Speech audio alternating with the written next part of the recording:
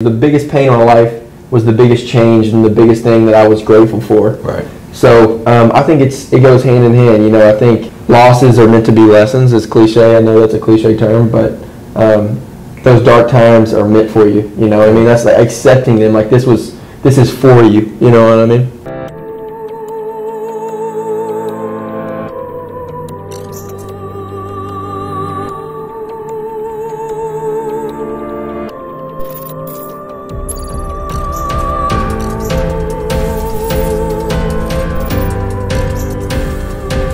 Yo, what's up, Brainiacs? Welcome to episode 3. We have our first guest, special guest, McClung.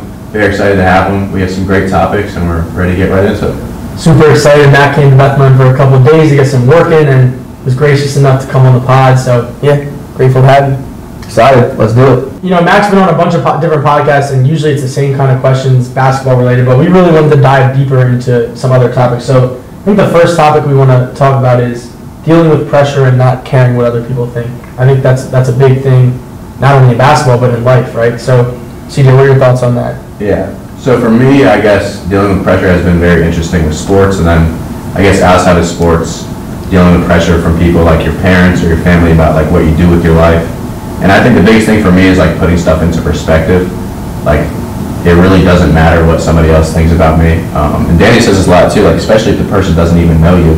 Why do you care what they think about you? So I try and put it into perspective. Like it sounds kind of weird, but like we're all going to die one day, and no one's going to remember anything eventually. So I just try and do what I truly enjoy, and people judge it and they judge it. But yeah, what do you think, Mac? You know, guys.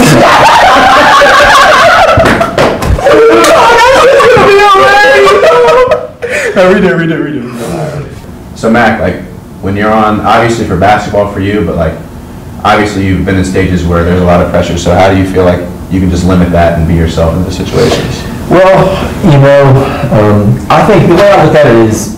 I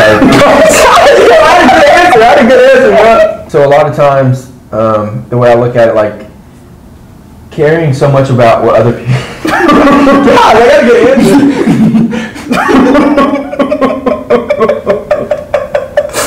I did it, Nate. They screwed me. So I think with ego, when like my biggest jump was when you realize like a lot of these people, it's almost an ego thing to think that they think about you so much or they really care about you. You know what I mean? So many people really they got their own lives. They have so many things they do. So that kind of like kills any pressure or wanting to impress anybody but myself. Is, you know, a lot of these people, they weren't there in my hardest times. You know what I mean? They didn't. You know, if they tweet something bad about me, they don't know me. They don't know all the work I put in. So why would I justify their opinion of me? So it really gives them no like power to me at all. So yeah. No, I think that's a great point, and you know, I'm sure once you get to your level, especially having gone viral in high school and everything, it's like it's hard as a young kid to not worry about the opinions of others, especially because you're getting so much positive stuff and so much negative. So I guess talk about a little bit, like how do you stay, CJ and I talk about this all the time, like staying even keeled, not getting high when you get all this praise and goat emojis and not getting low when everyone's tweeting McClung sucks or whatever. So like what's one of your best strategies, I guess, just to stay even and block it out? Yeah, so it's funny, like when you were in high school, you think like all the attention you get, it makes you think like everything's about you. You know what I mean?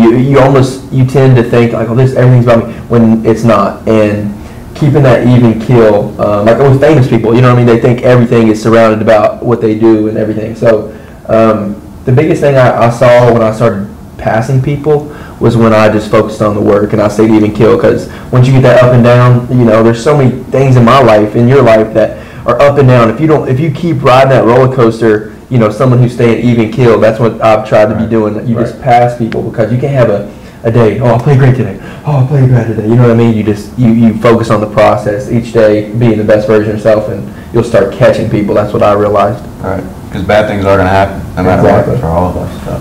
And I think along that line, our next topic was kind of talking about limiting ego. So us three are kind of like alpha males, right? And I think just naturally we have big egos. So CJ, what do you think? Like, how do you kind of get over yourself and you're like, it's not about me, it's about like no one really cares, right? So how do we limit that ego, and how do we just keep going about our day, I guess. Yeah. So I guess it's, for me, what would help. I don't know if I've ever really struggled with having too big of an ego.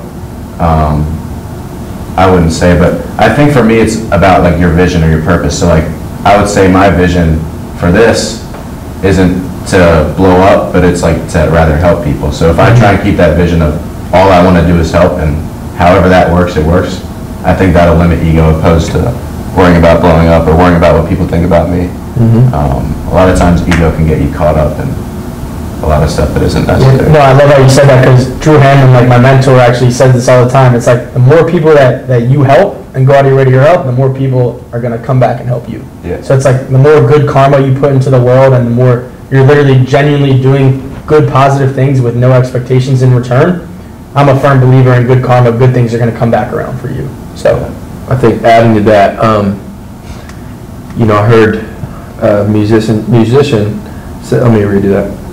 Just adding to that, I heard Harry Styles, he said this quote once, he said, "It's not about me." Like, everything that was given to me wasn't for me, you know what I mean? It's to, like, personally, I feel like I'm here to inspire, like, whatever I do, good or bad, like, it's not even about me, you know what I mean? And I've told you this a ton of times, like, you do something because you love it. You don't do it because, oh, I want to be in the NBA, I want to be here. Like, obviously I want to be in the NBA, but I'm saying, like, you do something every day because you love it, not because you expect, well, if I'm nice to this person, they'll give me something. No, like, I'm nice to this person because this is who I am each day, you know, and I feel like that just gives you a certain peace to yourself, you know? Like doing things without expecting anything in return. And humans are like the only species that do that. You look at anything else, bees or plants, you think of like a tree, it like just grows food constantly, and a tree's never expecting anything back. It's interesting. I never thought of that. So it's like we're the only people who do things out of, it's just selfish. It's selfish. We expect stuff in return. Well, so along those lines of doing things that you love, how do you stay consistent when you're constantly getting these, not failures, but you're failing or you're getting these setbacks? What are you doing to stay consistent? Because I know you, like, the moment you got cut from the Warriors, you send me and Nate a text at 6 a.m. saying, like this is just who I am. I'm not in the gym at 6 a.m. because I got cut. Like, this is just who I am. So, like, how do you stay consistent when you're constantly getting these setbacks over and over and over again? Kind of back to what I just said, I feel lucky. Like, I'm angry, and personally, I feel like I'm better than that guy. Like, I'm ready for this. And it's not my timing, but also, I feel lucky that I've had to have such a hard, path, because someone's gonna see this path, and they're gonna say, I got to be used as an example. You know what I mean? And I feel lucky, like, keep making it harder, because I'm not gonna quit no matter what. 10 years from now, if I'm in the same situation, which I won't be, I will be plugging away, because I'll find a way. And I'm lucky that I was given this situation to inspire people. So I feel like it's everything that happens to you, there's no accidents. If God gives you something, it's for a reason, because you can handle it. I would say that's why. And we all come out of, there's nothing good that really comes from just having everything, not handed to you, but just like, nothing's easy. So I think going through any failure, you come out a better person, you learn from it. Yeah, I love that, and I always talk about embrace the struggle. It's just like sunny, warm days wouldn't be that great if there weren't rainy, cold days, right? So it's like embracing that grind, like when you're down and when you have those hard moments, like knowing that there's gonna be a light at the end of the tunnel, and there's gonna be greater, more prosperous days. So I think it's hard to keep that perspective in the moment, but I think the better you can, the better off you're gonna be. I don't know about y'all, but I think some of my favorite memories are when I was like down at my worst, knowing everybody was feeling some type of way, counting me out, but I, like, in my heart, I knew, you know what I mean? Like, I'm going to come back from this, you know what I mean? So, and you look back at it and you're in a better spot, you're like, man, like, I'm so appreciative for that moment. Because if it didn't happen, I wouldn't have grown, you know what I mean? So it's really just perspective. Definitely. If you know on the other side of failure or success, like, you have to break through that wall. I think this is a good transition here, talking about this. CJ, you and I have these conversations a lot about like happiness and inner peace and all that stuff. So through all these, dark times and failures and sometimes succeeding, like, where do you think, at least for you, if you want to answer this for yourself, where does happiness and inner peace come from for you? For me? Yeah. Yo, what's up? 10-minute mark. If you're still listening, comment a brain emoji and then a question after. that you want us to answer at the end of the next episode, and we'll get to it. Yeah, I guess for me, a relationship with God is very important for me. Just not putting anything above God. So say I work my hardest at something, for example, a class. I study very hard. But if I have that class over God in that class, I think, I don't remember what verse it is, but it's nothing comes before God. So if I put all that pressure on myself that I have to be perfect, and then I fail, now I'm in a bad spot, right? But if I work very hard, and then I give the rest to God, and whatever happens, happens, and I believe truly, deep down, that whatever happens, happens, then I'm peaceful because I did what I could do, and everything else is out of my control. So there's so much every day that's out of your control, and if you let that control you, then you're going to be down a lot. And I think that's where a lot of people might get caught up, is outside things controlling their inside, like their minds. So for me, definitely that helps. Yeah, I think that's probably the biggest for me. No, I think for me, it's just waking up every day like with a smile on my face, like doing what I love to do. I think that's, and the big thing that I've realized about myself over the last year or so is I don't want to do it alone, right? So I got my boy Nate behind the camera. Like, it's way more fun when you're building relationships and doing it with other people. So I think that's the big thing for me, is doing what I love, but not only doing what I love, but doing it with the people that I love, Nate. So no, for real though. So I think that's important. Yeah, that's a really good point. I think one thing I do, I think happiness, that's going to be up and down, but it's a choice, your attitude. I think what helps me a lot is being grateful. I have a picture of me framed on my mirror for when I was really young. And I always, I look at it every morning like, man, you're like, man, I should be here. I should be doing this. Like, younger me thought it was so cool that I was teammates with who I've been teammates with, that I've been around, what you're doing, like younger me would be so grateful. So each day it just reminds me how grateful I am to live the life I get to live every day. You know what I mean? Like, I get to play basketball for a living, man. You know what I mean? And it's so hard to do that because I think with any high achieving individual, you're always looking like, what can I do next? What can I do next? But if you told like 20 or 12-year-old Danny Cooper, like, he'd be sitting here with McClung, you know what I mean? It's like, it's crazy to think about in the moment, but we're always striving for more. So how do you live in that? Yeah, so being present is probably one of the biggest things. Right. A lot of times you get anxious about the future or you get depressed about the past, right? But none of that is real. Like, the only thing that exists is right now. The future is like not real. Nothing, so much things that you overthink 80% of the time will never come true. And so you're wasting so much of your energy putting your time into something that just will never happen. Opposed to just being grateful that you are where you are right now. And there's so much peace in the present moment. Yeah. So how do you, I guess I can ask Mac this, like, how do you remain peaceful in the present moment, but also you're like, I want to be an NBA also, I want to be an NBA Hall of Famer, or any goal you have, right? How do you balance having these goals and ambitions, but also you're staying at peace in the present moment?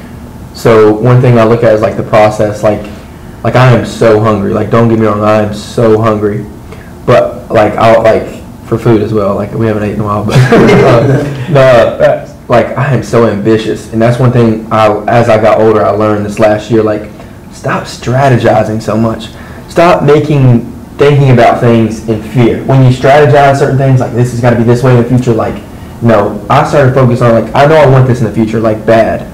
So what I realized I could control is today. Like, today is gonna be the best day. Like, each day I'm gonna get the most out of myself. And I know if I'm focusing on each day, it makes me happier. For one, I'm not strategizing and stuff. And two, I know if I keep adding these days in this process, like, I'm just going to continue to elevate, and that's a peace within myself. You know what I mean? Like, it doesn't give me any worry. There's nothing to worry about. I can't control. If I'm doing as much as I can today, I mean, there's nothing else I can really control. You know? Yeah. So I think everybody in their life has very dark times, right? And that whatever that is, it's different for most people. And I know how I personally handle that myself.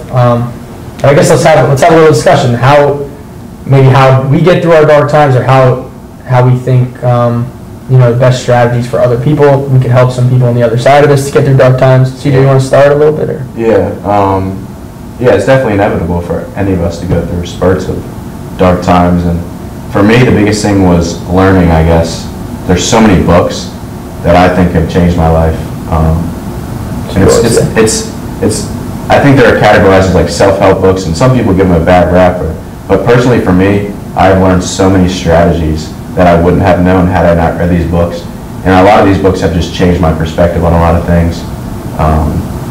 The Power of Now is a great one. I'm going to give that to Danny soon, but it talks about being in the present moment. And a lot of times in the dark moments, you're just constantly thinking about the past or constantly thinking about something you went through, and the power of just being in the present moment, how peaceful it is. So that was a very good one. Meditation has helped me a lot. I try to meditate every single day, so read, meditate, and journal. I talked about that a little bit on my other one, but journaling is another one. Just it's kind of like self-therapy, kind of get some thoughts off your head and just feel a little bit of weight off your shoulder. But For sure. it's personally how I feel like I've grown as a person and got through some tough times. Guess I'll take it away. For me, I think, definitely a lot of those things that you mentioned, but the biggest thing for me is probably just talking it out. Like, if you know me, you know I don't mince my words. Like, I have a lot to say, but I think the positive side to that is I'm very good at expressing my feelings and how I feel. So, like, CJ and I many times have gone on walks and, like, just talked for hours. And I think when you hold things in for so long and you don't, sometimes you just need to get it out and go on a rant. And it's great if you have someone who can listen to that and without, like, judging you. So appreciate CJ for that, for sure. Definitely called Mac a couple times for that too. So for me, it's just talking it out and getting it out, just getting all my thoughts out. My darkest time had nothing to do with basketball. You go through something so dark and so painful.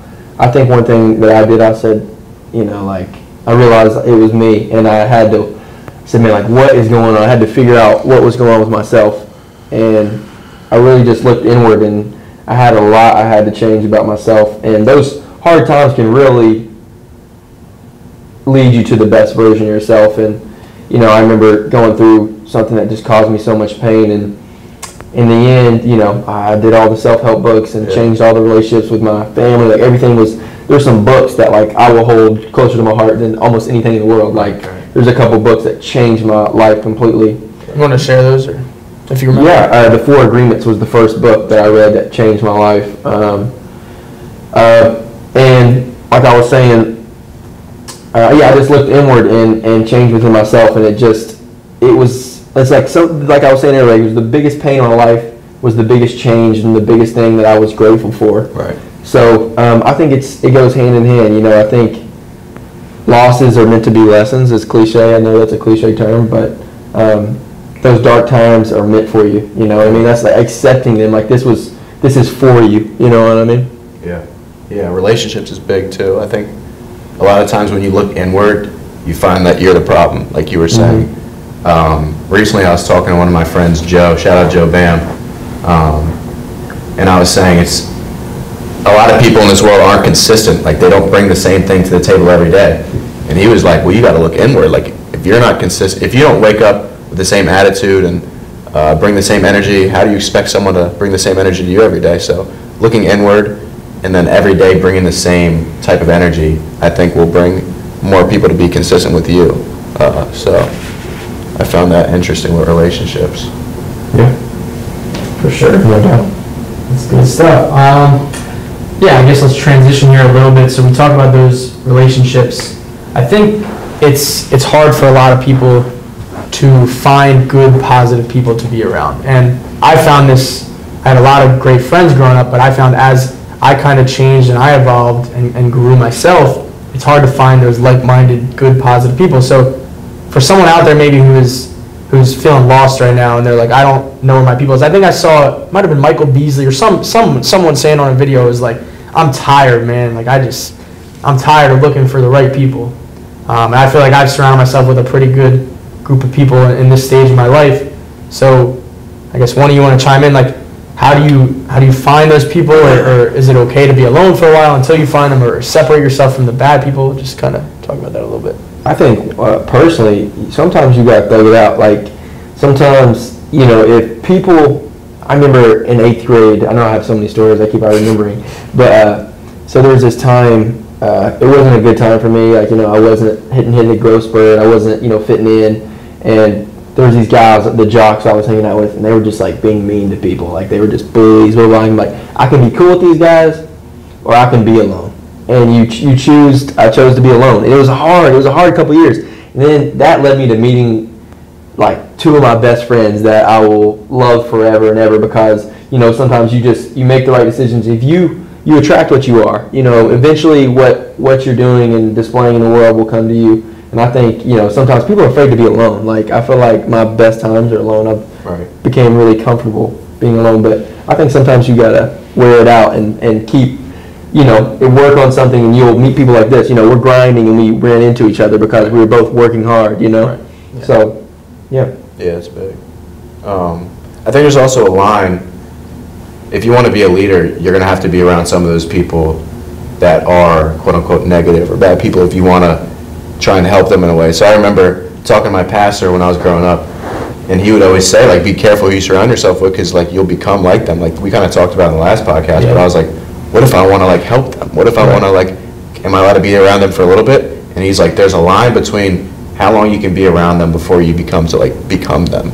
So you can be around them for a little bit, but the majority of your time, who you're surrounding yourself with is very important. But say you're with somebody for an hour and you just want to talk to him and you feel like he's on a bad track and you want to help him out, that's okay. You don't have to be that careful about being around him for an hour. But I think it's important also to get away from that group that you think is great and kind of go to somebody who's struggling and help them a little bit. It's a different perspective. Well, and I think also at the end of the day, I've learned this in the last couple of years as well. It's like there's only so much you can do to help others. So if you want to be someone, like you were just saying, that is trying to maybe bring someone who's not as positive or not as fun to be around, you're trying to bring them up with you, at the end of the day, it's going to be on them. You can help them, but to what extent is it, like, I don't want to say lost cause, but like to what extent is, like, you don't want to, like, you can't try anymore, like it's on them, and then you're draining yourself maybe by trying to help too much, right? So I don't think the pressure should be on you. Like, if you think you have to be the one to change them, you're going to go bald. We talked about it's very important who you surround yourself with, and if you're around somebody too much, you'll pick up even the things you dislike most about them.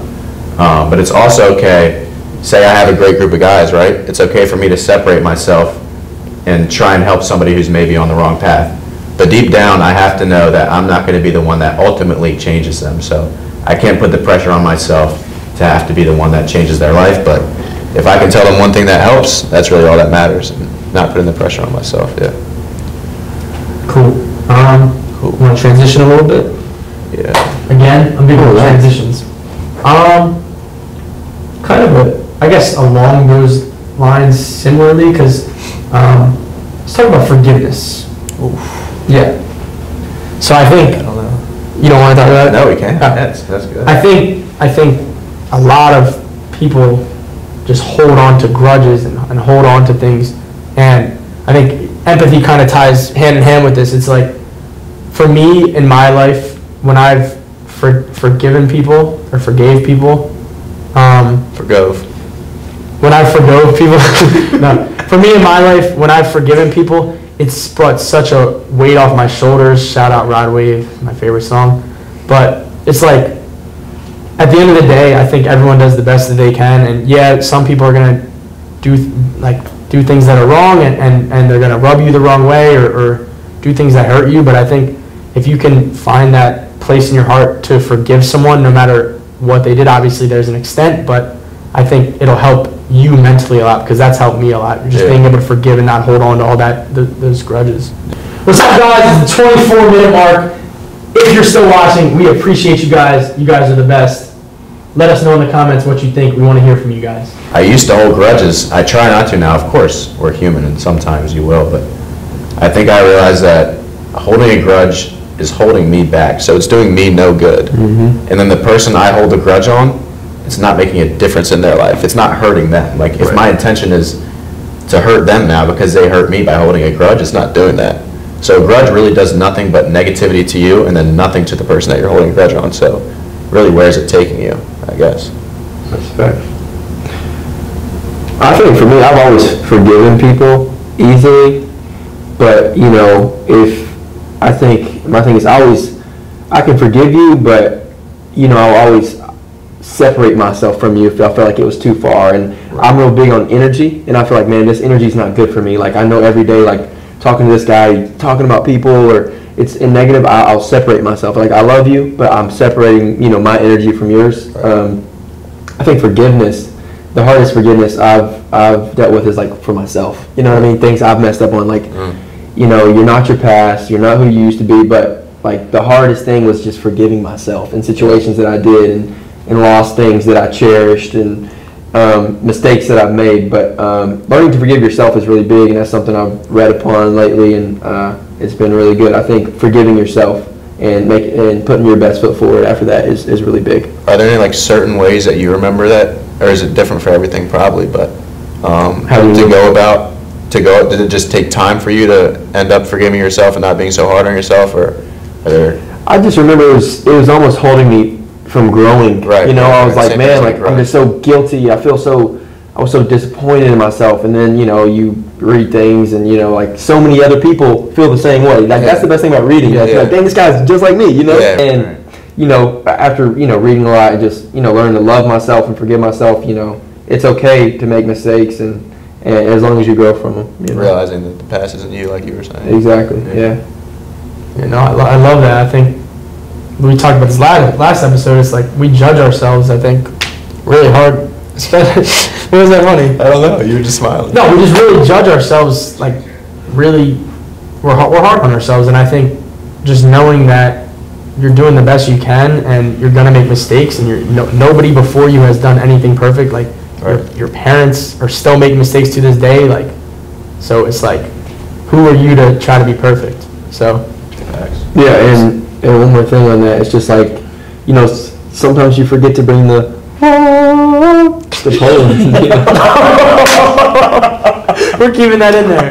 Shout out Lil Yachty. Should we play that song? I think for me, the big underdog thing hits home because my whole life I was always told, like, you're a short, white, Jewish kid, like, you're not going to the NBA. That was the main thing. Everyone used to tell me, you're not going to the NBA. And my mom and I could both attest to this. Like, we swore until, like, I mean, I still don't count it out, but, like, we swore until I was like 18, like I was going to the NBA, I was going to Duke. And like I want to transition actually a little bit, like we would not set limits on myself. And one of my biggest pet peeves in life is when kids set limits on themselves, but what's even worse is when parents set limits on their kids. So like when I've had multiple parents come up to me and I'll be like I remember when I was going to Penn State out of high school and I chose not to play Division III.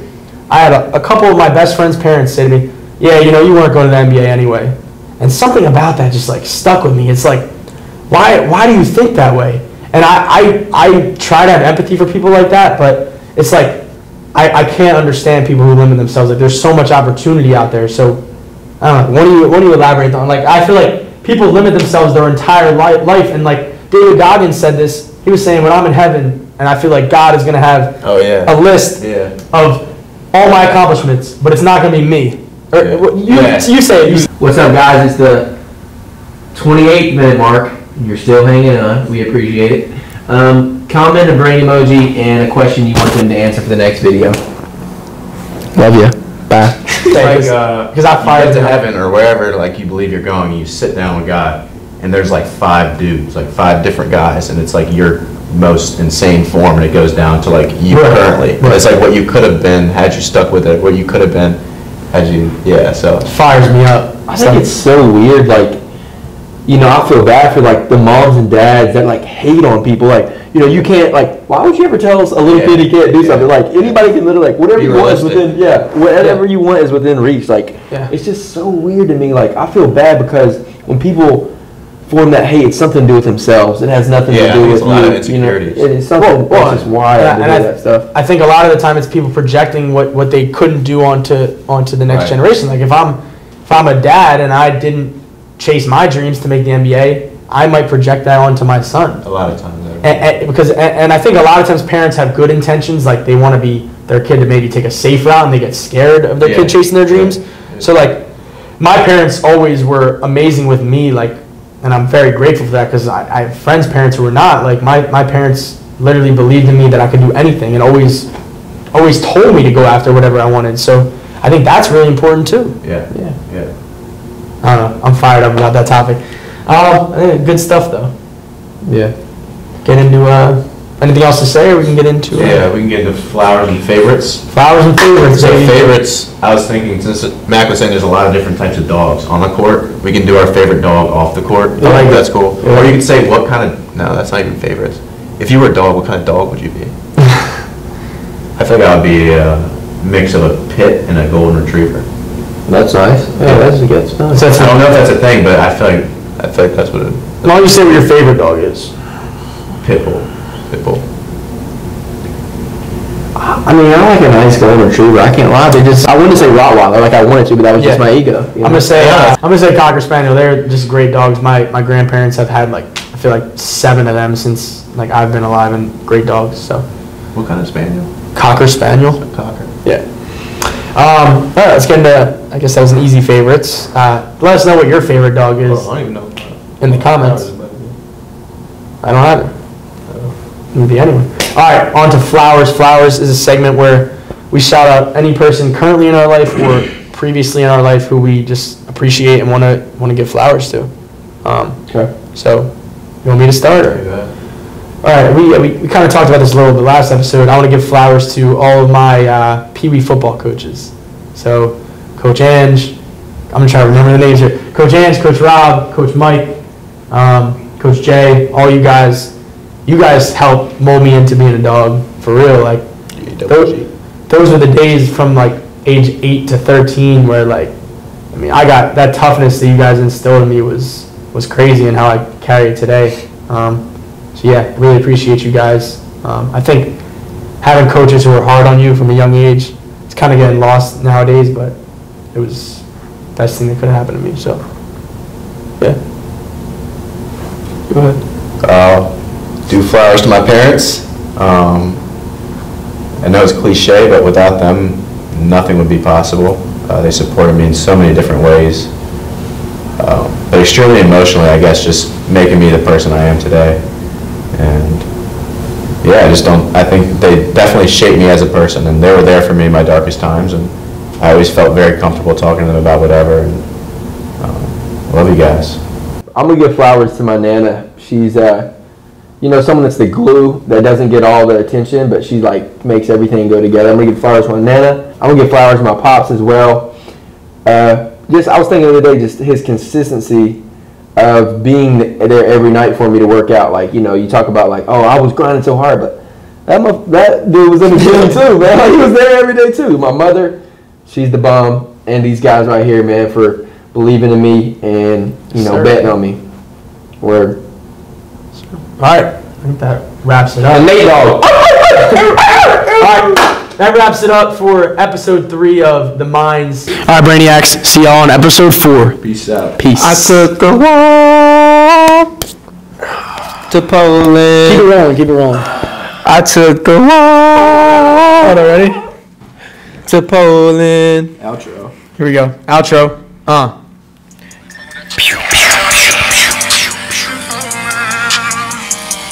I took a walk to Poland. Now we gotta walk off. Nate, get the cam. Hold it. Walk Walk out. to Poland. Peace out.